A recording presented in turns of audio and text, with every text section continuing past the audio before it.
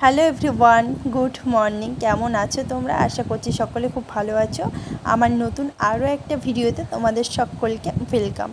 এখন বাজে সকাল 6:30 মতো, আর আমরা সবাই বেরিয়ে পড়েছি, যাব একটুখানি দক্ষিণেশ্বর। তাই সকাল সকাল যাব, কারণ গঙ্গা স্নান করব আজকে। ছেলে হওয়ার পরে স্নান করা হয়নি।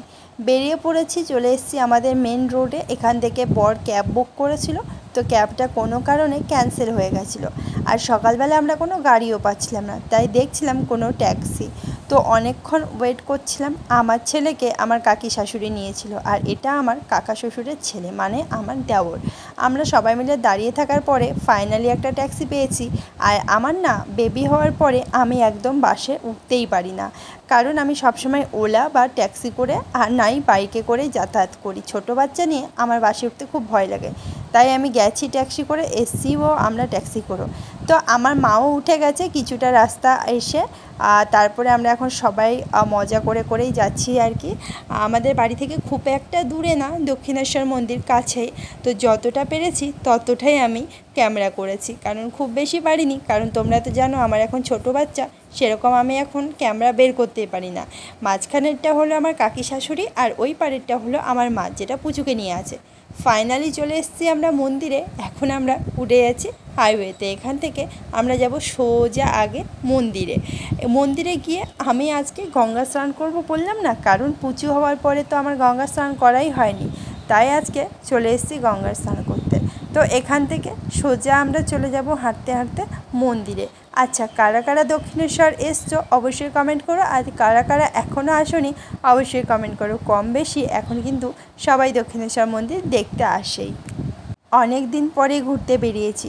সকালবেলা বলে স্নান করব বলে ভালো কিছু ড্রেস পরিনি, কোনো রকমভাবেই চলে এসেছি, কারণ এখন তো আবার স্নান করতে হবে, তাই জন্য এমনি নর্মাল ড্রেস পরেই এসেছিলাম।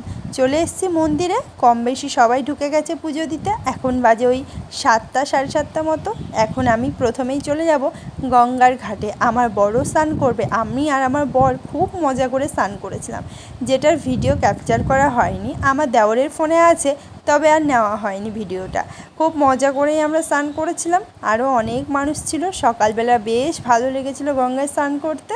তো দেখো, এখন আমি আর আমার বর চলে যাব গঙ্গায় স্নান করতে। আর সকালের ভিউটা দেখো কত সুন্দর না, এখানে আসলে সত্যি বলছি মনটা ভরে যায়। চলো স্নানটা করে এসে দেখো রেডি হয়ে এখন চলে যাচ্ছি পুজো দিতে।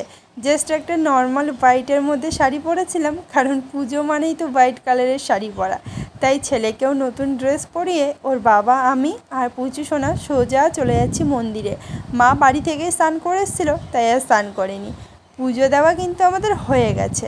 পুজো দিয়ে আমরা বেরিয়ে পড়েছি, এখন কিছু খাবো, তাই ঢুকছি দোকানে।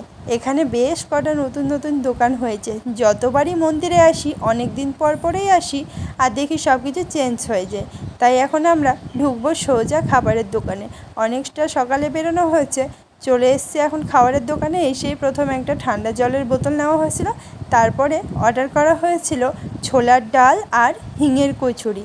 দক্ষিণেশ্বরে যারা আসে সবাই কিন্তু হিঙের কচুরি কম বেশি খেয়েই থাকো, খুব ভালো লাগে খেতে। তো এই হিঙের কচুরি আর গরম গরম ছোলার ডাল, আহা দারুণ করে খেয়েছিলাম। সকাল সকাল ব্রেকফাস্টটা ফাটাফাটি ছিল। যাই হোক, চলো এখন ঝটপট করে খেয়ে নিই। খেয়ে না বাড়ি গিয়ে আবার আমাকে রান্না বান্না করতে হবে। তো চলো, সবাই নিয়ে নিয়েছি, আর আমার দেওর খায়নি, ও নিয়েছিল একটা ঠান্ডা লস্যি। ভিডিওটা খুব একটা বড় তোমাদের সাথে আমি শেয়ার করতে পারলাম না, কারণ আমি যখন স্নান করছিলাম বা আরও অন্যান্য কিছু করছিলাম, আমি একদমই ফোন নিতেই পারিনি। আর তোমরা জানো দক্ষিণেশ্বরে কিন্তু ফোন অ্যালাউ নেই, তাই জন্য আমি সব কিছু ক্যাপচার করতে পারিনি।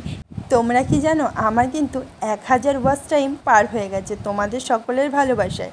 তোমরা যদি আমাকে আর একটু ভালোবাসা দাও, তাহলে হয়তো আমি আরও অনেক দূর এগিয়ে যেতে পারবো।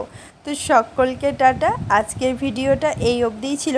গরম গরম হিঙের কচুরি খেয়ে সোজা আমরা এখন বেরিয়ে পড়ব বাড়ির উদ্দেশ্যে। কী কী নিয়েছিলাম জানো? ছেলের জন্য ওই যে দেখতে পাচ্ছ টপিটা, ওইটা আমার মা কিনে দিয়েছিল। আর একটা বড় গণেশ কেনা হয়েছিল, ছেলের খেলনা।